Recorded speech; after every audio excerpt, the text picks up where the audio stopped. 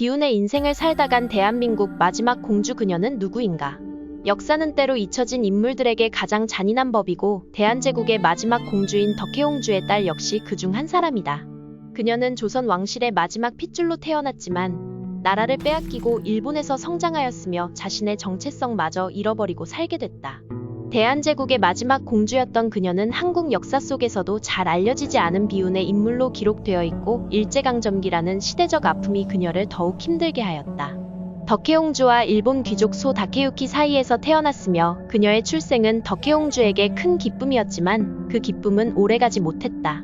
일제의 강압 속에서 어머니인 덕혜옹주는 일본인과의 정략 결혼을 해야 했고 일본에서의 삶에 적응하지 못해 지속적인 정신적 고통을 받았다.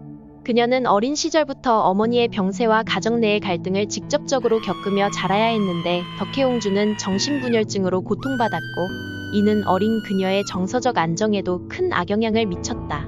아버지인 소 다케유키의 본가에서 자랐으며 일본에서 귀족 자녀들이 다니는 명문학교에 진학했고 학업 성적도 우수한 평범한 아이였다.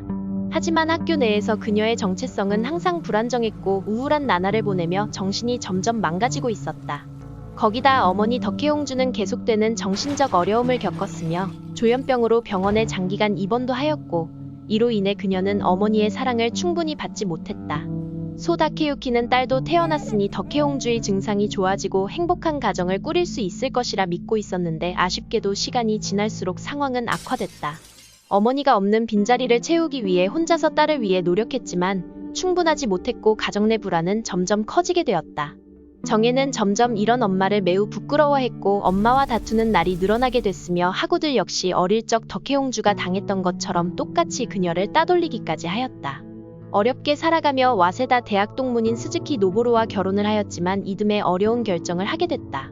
항상 우울함을 겪었던 오늘의 주인공 정혜는 불과 23세의 어린 나이에 산으로 가서 극단적인 선택을 하겠다는 유서를 남기고 실종됐다.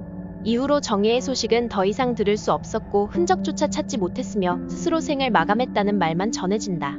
그녀의 죽음에 대해서는 여러 가지 설이 있지만 가장 유력한 이유는 어머니 덕혜옹주의 병세와 가족 내의 복잡한 상황으로 인한 심리적 압박으로 알려져 있다.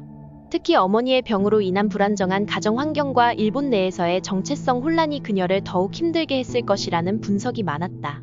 정혜의 사망 소식은 덕혜옹주에게 큰 충격을 안겨주었고 이로 인해 병세는 더욱 악화되었으며 현실을 받아들이기 어려워하며 또다시 정신병원에 머물러야 했다.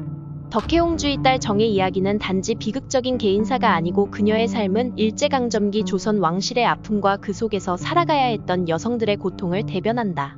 정혜의 죽음은 덕혜옹주뿐 아니라 그녀의 남편 소 다케유키에게도 큰 상처를 남겼으며 이는 이후 덕혜옹주가 한국으로 돌아오게 되는 배경이 되었다.